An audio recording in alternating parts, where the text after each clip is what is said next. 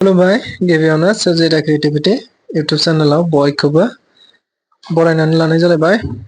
2025 मायथाइयाव जानो गोनां बिटिसि बिसायख'थिया दायो फैगासिनो दंसैलाय, खाथियावनो सफैथारबाय आरो बिटिसि ओनसोलाव गोबां राजखान्थिफोरा गावजों गाव बखिलायनाय, अजद होलायनाय, दाय जाबसिनलायनायफ्रा बारानिफ्राय बारा जाबोसिगोनलाय आरो बयबो नुनो मोनसिगोनलाय।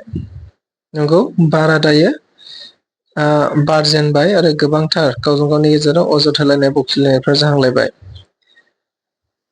जों बयबो नुदोंमोन खौरां बिजोंफोरनि गेजेरजों बा समाजारि बिजोंनि गेजेरजों टाइगार इज बेक।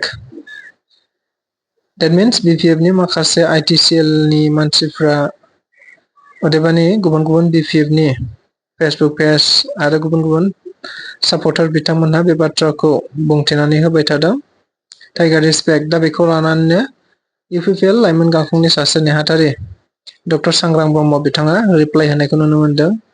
लोगोसे डक्टर सांग्रां ब्रह्म बिथांखौनो गुबुन गुबुन समाव बावैसो सान सिगां BPF राजखान्थि दोलोआव जयनिं जासिगोन होननानैबो बुंदोंमोन। बेनि सायावबो बिथाङा रिप्लाइ होदों।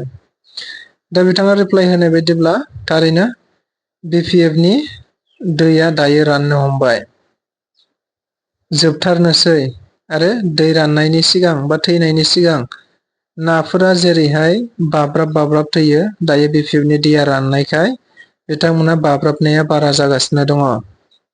बावलिया बिथांमोना थैसिगोन। नाया जेरैहाय दै रानोबा बाब्राब बाब्राब थैयो, थिग बेबायदिनो BPF नि दैयाबो दायो रानबाय, ओंखायनो बाब्राबनाया बारा जाबाय। बे बाथ्राखौ बिथाङा बुंथिनानै होदों, बेनि रिप्लाइ होदों।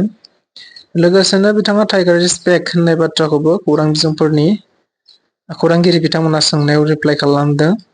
थारैनो टाइगार माने मोसा, मोसाया हाग्रायावसो थायो, बबेबा गोथौ हाग्रायावसो थायो।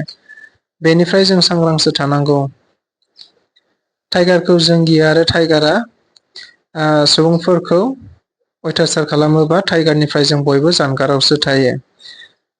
बेनिखायनो टाइगारखौ बबेबा गोजान जायगायावसो होबथानानै दोननांगौ। टाइगारनिफ्राय बा मोसानिफ्राय जोङो गोजानाव थानो नांगौ होननानै बुंथिनानै होदों। आं दाख्लै क्लियार खालामबाय, आंखौ BPF हाबगोन होननानै जेनाखि प्रसार खालामदों बेबो IT निनो मानसि। IT नि मानसिफ्रानो गोदाव सोराव बानायबाय थादों। दा आङो क्लियार खोथा बुंदों, जेब्ला दैया रानो नायाथ' एसे बाब्राबगोरोना थैनायनि सिगां। दा दैया रानबाय नालाय, दैया रानबोगासिनो दं, दा बाब्राबनाया बारा जागासिनो दङ। ओंखायनो बाब्राबनानै गोदाव सोराव बे लिरनाय, बुंब्रेनाय, माबा माबि पाब्लिस खालामनाय बे सोलिगासिनो दङ आरो। दा बेखौ लानानै रावबो जेबो साननो नाङा। मथथे दैया रानजोब्बाय, BPF नि दैया रानबाय। दा दैया रानबाय नालाय बाब्राबनाया बारा जाथारबाय आरो। हाग्रामा इज बेक होननानैथ' आं नुवाखै, टाइगार इज बेक होननानै आं नुबाय थादों। दा टाइगार इज बेक मिन्स मा बुजिदों? दा जाय बिथांमोननि IT नि टिम जेनाखि टाइगार इज बेक होनना बुंदों, बेथ' हाग्रामा बिथांखौ इनसाल्ट खालामनायसो जादों।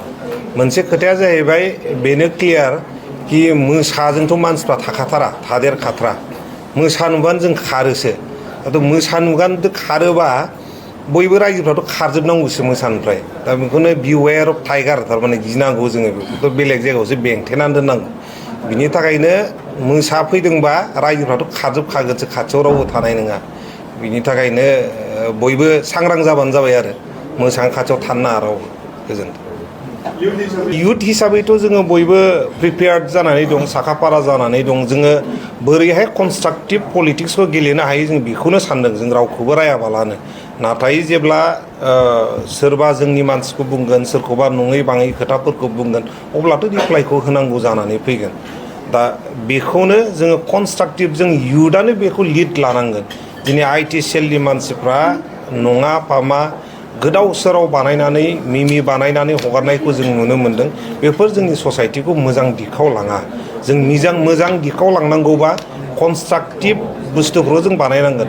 नों मा मावदों बेखौ प्रसार खालाम, जों मा मावदों जोङो बेखौ प्रसार खालामगोन। दा बिनि थ्रयैनो जों मा खालामनो हागोन, मोजां लेभेलाव जों पलिटिक्सखौ लांनो थांगोन, लानानै